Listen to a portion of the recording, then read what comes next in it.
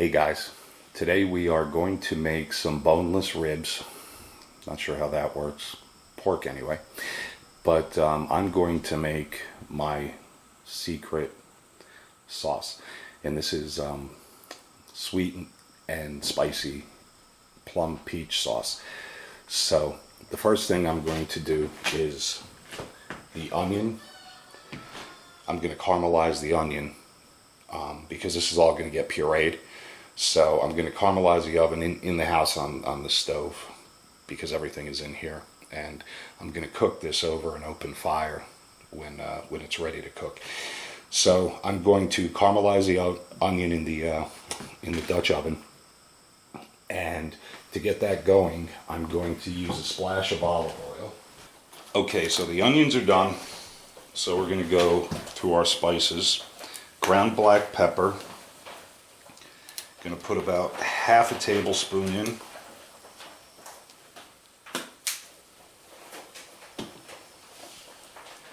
Himalayan salt. You can use whatever salt you'd like, about the same, about half a tablespoon. Ground ginger, about half a tablespoon. Brown sugar. I'm going to put in a heaping tablespoon. Let's heap it a little more. Okay, then we're going to put in Worcestershire sauce. And we're going to do about a tablespoon of that. And then we're going to put in a tablespoon of apple cider vinegar. And we're going to put in about half a tablespoon of white cooking wine. And then we're going to put in half a tablespoon of sesame oil. You don't really need the sesame oil.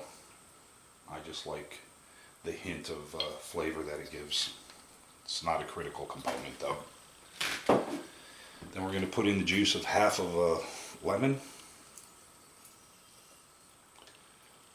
Try and keep the seeds out. Okay, and then we're going to put in these are actually Pennsylvania peaches that I bought in New York.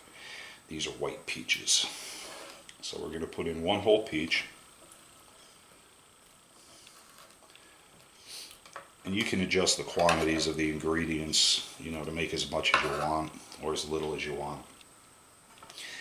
I want this to have a little bit of kick to it, so I'm putting in 2 medium-sized jalapenos.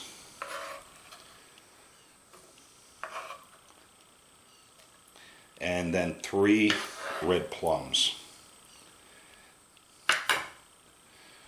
And these were fairly ripe, which is good because you know how they get sweeter as they get riper. So this is going to have an awesome flavor when it's all said and done. Okay, for that, and I should have had it ready, I'm going to put in 1 cup of water. And now, what I need to do is use my wife's purple chopper-upper thing. And I'm going to puree this. So I won't bore you with that, but we'll be right back. So we have the sweet and spicy plum and peach sauce on the Dyna-Glo firebox. And we're going to let that cook and boil down. It'll get thick. I've got the Dyna-Glo fired up in preparation for the pork. So we're going to let this sauce cook down a bit and then we'll get the pork on it. I'm also going to do some baked potatoes in there as well as some corn on the cob. And I'm going to slit the husks and fill it with a little bit of salt and butter. And that's going to go in the Dyna-Glo as well. So this ought to be a pretty cool meal. And if you're interested, hang in there. Okay guys, it's time to get to the meat of this video. So with the potatoes, these are actually from my garden, which is nothing to brag about this year, believe me. I wish I could say the same for the corn, but no. Corn is store-bought, and putting it in the smoker to start with untouched. After a little bit, I will split them open, put some butter and salt in them. And you know what? I don't know where I got the idea that these ribs were boneless, but they definitely have bones. So the sauce has been on here for a couple of hours. It's pretty good shape. It's starting to thicken up. So I'm going to pour that over the ribs. And I did punch holes around the tin foil so that some of the smoke can get in there. I don't want a crazy smoke.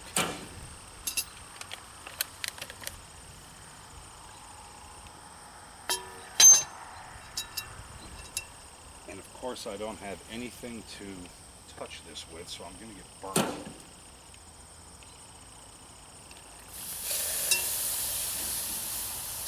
Yeah, we rushed that because it was hot. And then I'm going to just gently lay another tin foil pan over the top of this to keep it juicy. And we're going to put it in on the bottom, and boy does that smell good. And yeah, making a huge mess.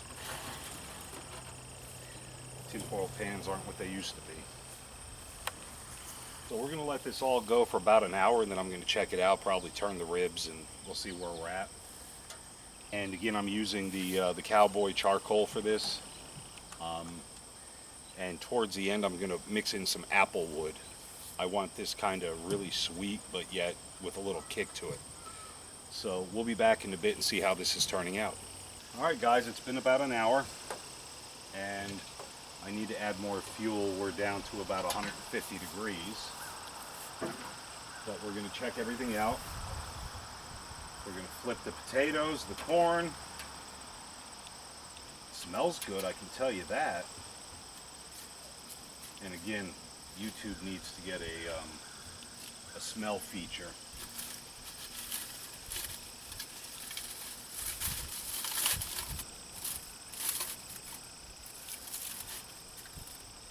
So now for the star of the show. Oh yeah, look at these bad boys. Oh wow, these are going to be great. Just starting to cook. So juicy. They're staying soft.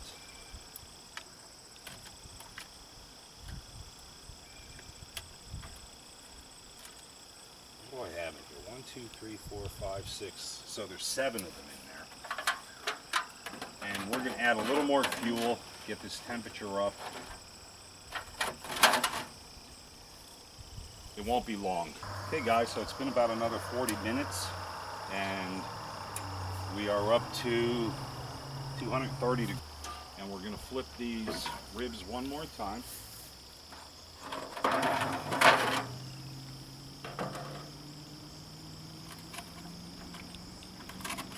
Good grief, do they smell good.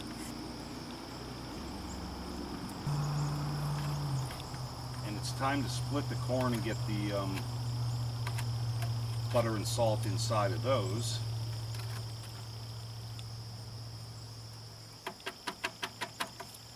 We'll roll the potatoes again. Give them a little squeeze. Now they feel happy.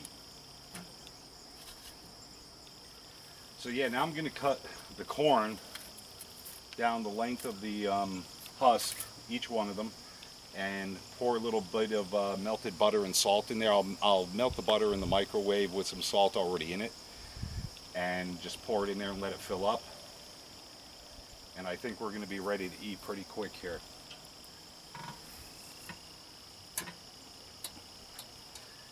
Almost forgot the lid for the ribs.